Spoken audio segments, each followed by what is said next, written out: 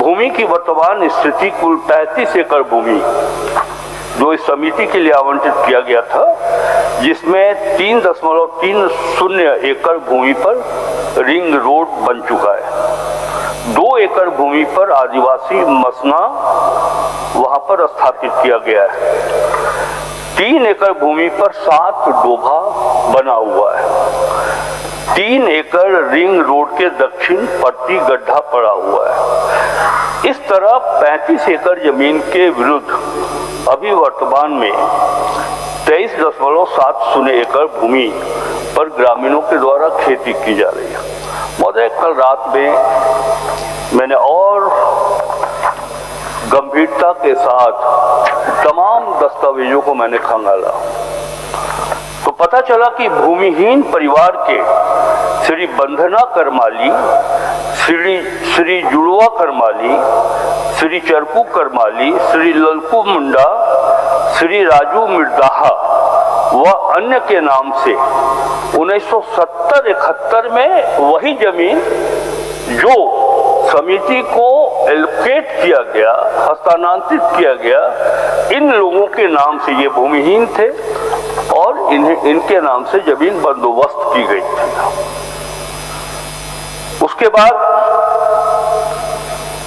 जब ये प्रेशर पड़ा तत्कालीन सरकार की ओर से कि विधायक और सांसदों के लिए जमीन चाहिए, तो आनन फानन में जो भूमिहीन वहां पर कब्जा उनका था, वो वहां खेती कर रहे थे, बिना सो कॉज पूछे हुए तत्कालीन सरकार के प्रेशर पर जमीन की बंदोबस्ती रद्द कर दी गई महोदय।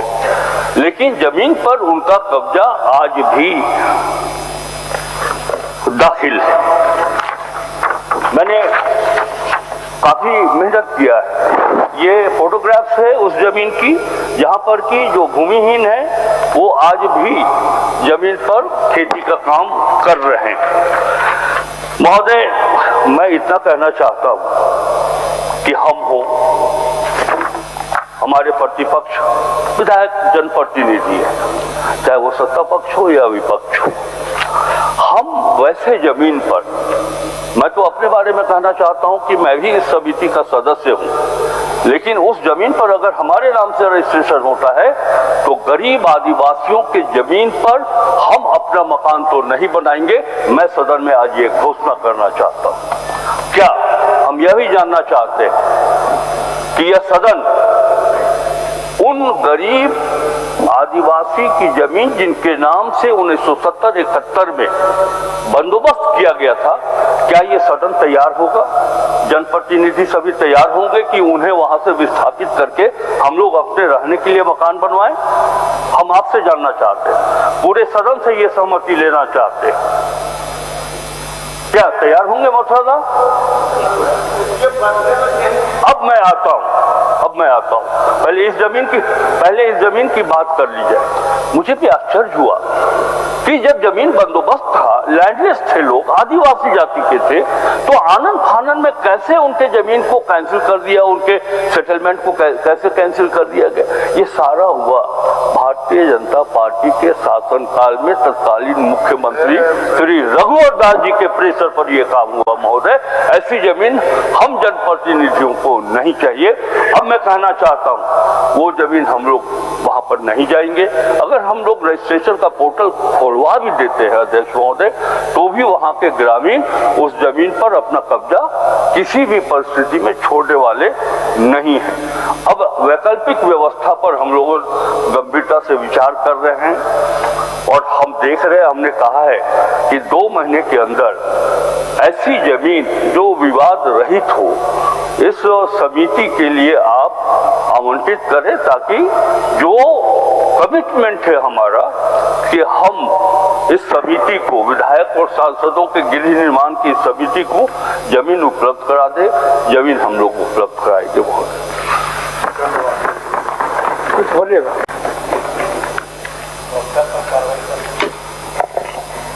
माननीय प्रतीक पूरक प्रश्न नहीं हो सकता। गवर्नमेंट का जवाब हो गया। गवर्नमेंट ने अपना कुछ जानकारी है तो कोई पूरक प्रश्न नहीं है भैया, जानकारी है तो कुछ। आप इतने बड़े राजनीतिज्ञ हैं, आपसे कौन पूरक? नहीं, राजनीतिज्ञ कम जनप्रतिनिधि हैं, और उसके बाद आप राजनीतिक होता तो झारखंड के धरती पर गैस और पेट्रोल का किल्लत नहीं होने देता। बहुत बड़े राजनीतिक लोग हैं। नहीं, राजनीति, आप लोग इतने संस्कारी राजनीतिक हैं कि गरीबी हटाओ का नारा दे दे करके श्रीमती इंदिरा गांधी वाली पार्टी के आप लोग हैं, जो आज गरीबी तो नहीं हटा, गरीब हट गए, उसी पार्टी के लोग आप लोग हैं। माननीय अध्यक्ष महोदय, मैं कोई सवाल जवाब नहीं कर रहा हूँ अध्यक्ष महोदय, लेकिन राजनीतिक बात कीजिएगा। इंदिरा गांधी अब इस दुनिया में नहीं है, हमारे बीच में नहीं है, लेकिन आपने नाम लिया उनका, तो मैं बहुत ही गंभीरता के साथ ये बात कह रहा हूँ कि अंतर्राष्ट्रीय स्तर पर जो भारत की किरकिरी हो रही है, अगर स्वर्गीय इंदिरा गांधी होती तो ये नौबत नहीं आती, वो विश्व को बतला देती कि भारत की हस्ती क्या है। ऐसा है अध्यक्ष, एक मिनट सुनो यार, अरे सुनिए ना, एक मिनट सुनिए। देखिए अध्यक्ष महोदय, ये बात सही है कि जो इस सदन का सदस्य नहीं हो उसके बारे में चर्चा नहीं होनी चाहिए, जो मृत हो गया उसके बारे में, लेकिन इतिहास तो इतिहास रहता है ना अध्यक्ष महोदय। पंडित जवाहरलाल नेहरू ने हजारों किलोमीटर जमीन चीन को यह करके दिया कि मेरा सर में बाल नहीं है, तो वहां कुछ नहीं उगता है, तो बाल ये दे दिया, चाइना को दे दिया, उसी पार्टी के लोग हैं। चलिए, प्रभारी मंत्री अध्यक्ष महोदय, प्रभारी मंत्री अनुसूचित जनजाति, अनुसूचित जाति, अल्पसंख्यक एवं पिछड़ा वर्ग कल्याण विभाग, अनुसूचित जनजाति, अनुसूचित जाति एवं पिछड़ा वर्ग कल्याण प्रभाग। घर रहने का मकान भर नहीं, ये खुशियों की तिजोरी है। दरवाजे पर दस्तक देता पड़ोस, खिड़कियों से उमड़ आता आसमां, तारों में उलझी ऐसी ना जाने कितनी दास्तां। कहती हैं चले डायमंड सिटी, एक सफर हम सफर के साथ अपने घर तक। Diamond city, life long bonding, 500 से ज्यादा खुशहाल डायमंड परिवार। जल्दी करें, सिर्फ 200 फ्लैट बाकी। आज ही बुक करें अपना आशियाना।